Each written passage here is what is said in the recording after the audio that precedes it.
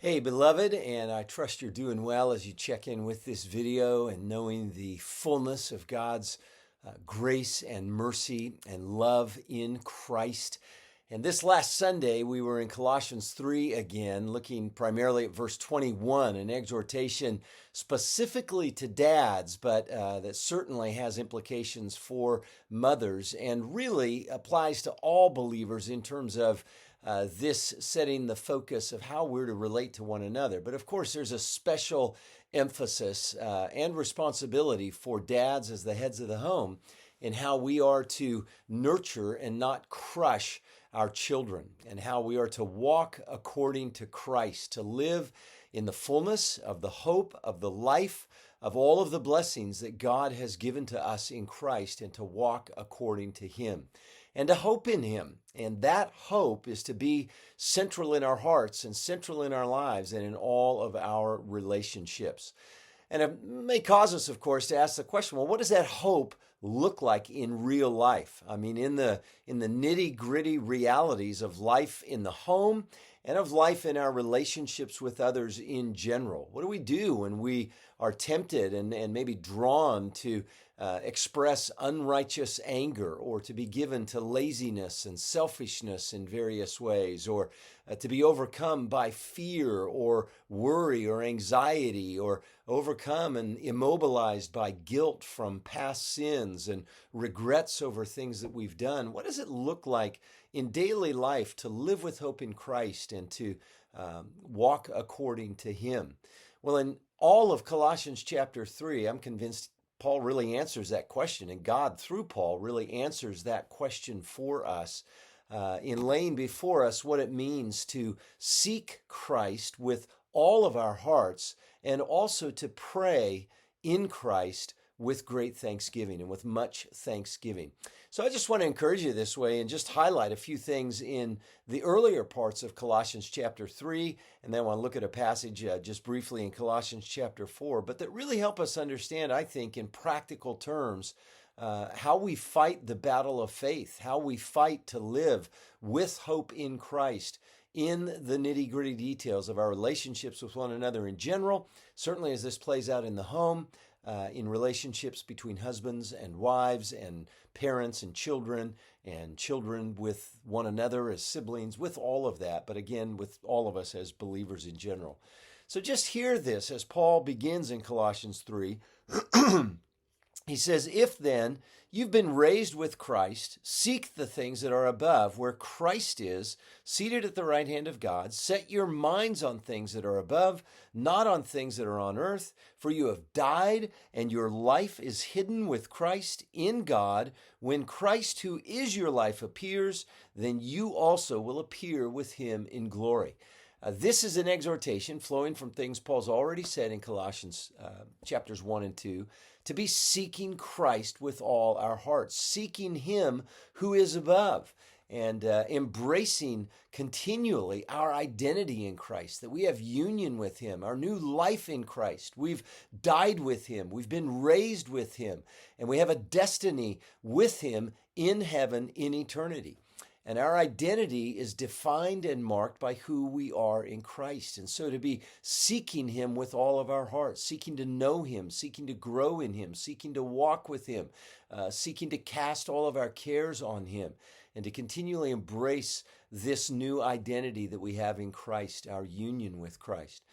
And that involves personal implications in terms of how we spend our time, spending time in prayer, spending time in His Word, being careful to avoid those things that are going to pull us away from seeking Christ wholeheartedly.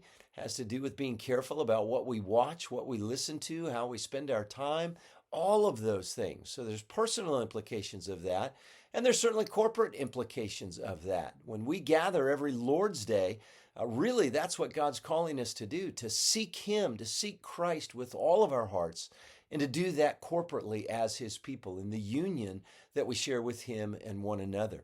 And so prioritizing the Lord's Day, and as that plays out at River City Grace, that means habitually striving to be a part of Equipping Hour, to be a part of corporate worship, to be a part of what we do in the evenings. I'm always deeply concerned with some who habitually seem to be absent from some or all of those gatherings. I'm burdened for that because you're missing out on God's regular means of grace to be cultivating and strengthening your faith and your hope in Him. So if you're not habitually in the pattern of being a part of those gatherings, I can't encourage you enough to do so, brothers and sisters. It's part of God's means for strengthening our faith, strengthening our hope in Him, and walking according to what He has, to sharing fully in what He calls us to on the Lord's Day. So that's a practical implication, and again, both personally as well as corporately, of seeking Christ with all of our hearts. Well, then, as we do that, listen to what Paul goes on to say, flowing from our seeking of Him and knowing our identity in Him. Verse 5 of Colossians 3, he says, "Put to death, therefore, what is earthly in you, your sexual immorality, impurity, passion, evil desire, and covetousness, which is idolatry. On account of these, the wrath of God is coming. And in these you too once walked when you were living in them. But now you must put them all away: anger, wrath, malice, slander, and obscene talk from your mouth. Don't lie to one another, seeing that you've put off the old self with its practices, and have put on the new self, which is being renewed in knowledge after the image of its Creator." Now, he's dealing with all kinds of ways that we are tempted to sin against God and to sin against one another. Anger, wrath, malice, slander, abusive speech from our mouth, and sexual immorality and impurity. And so whatever ways we may be tempted and that we may easily give in to sin, we're called to put those things off, flowing from seeking Christ, flowing from our identity in Christ, to put those things to death. And you might identify one or two key ways that you're tempted there with those things that Paul says, and pray for help and purpose for Him to help you and to be pursuing, putting those things to death, lest they dishonor Him. And then the positive aspect of things that he goes on to say in verse 12 is to put on then, as God's chosen ones, holy and beloved, compassionate hearts, kindness, humility, meekness, and patience, bearing with one another. And if one has a complaint against one another, forgiving each other. As the Lord has forgiven you, so you also must forgive. And above all these, put on love, which binds everything together in perfect harmony. Now, what a blueprint that is for walking according to Christ, seeking Him, recognizing particular and specific areas of sin that we're called to put off, and then recognizing the aspects of godliness, of Christ-likeness that we're called to put on. And you see how practical that becomes in our relationships with one another in general, in relationships between husbands and wives, in relationships, again, between parents and children, and between siblings, brothers and sisters. All of these things become very, very practical. But it all flows from who we are in Christ. And so we're to be seeking Him with our whole heart, looking to Him, coming to Him, praying to Him, feeding on His Word, both personally and corporately, seeking to put off all that belongs to the old man of sin, putting on all that belongs to the new man in Christ. And prayer with thanksgiving is really central to that. Listen to what Paul says about prayer in Colossians 4, verse 2, right after he finishes this whole section of household codes at the end of chapter 3. Chapter 4, verse 2, he says, "Continue steadfastly in prayer, being watchful in it with thanksgiving." Continue steadfastly in prayer, being watchful in it with thanksgiving.